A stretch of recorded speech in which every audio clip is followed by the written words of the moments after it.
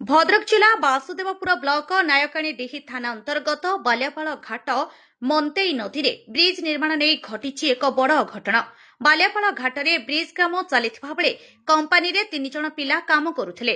ता 18/6/2026 तारिख दिन फोन आसीथिला कंपानी रो विजय पाखकु किछि फोटो उठेबा पई एवं विजय किछि तथ्य संग्रह करुथबा बेले मंतेई नदी रे डंगारे 3 जण युवकक गोड़ खसी जाइथिला।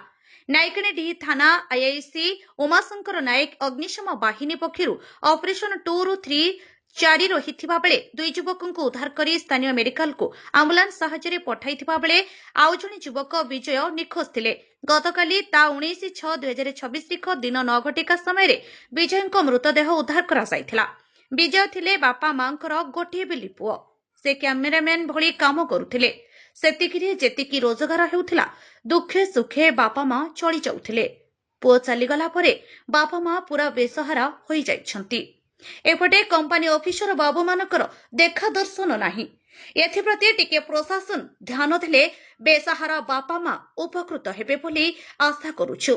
बासुदेवपुरରୁ अक्षय कुमार बेहेराଙ୍କ रिपोर्ट, नेक्सस ओडिशा न्यूज।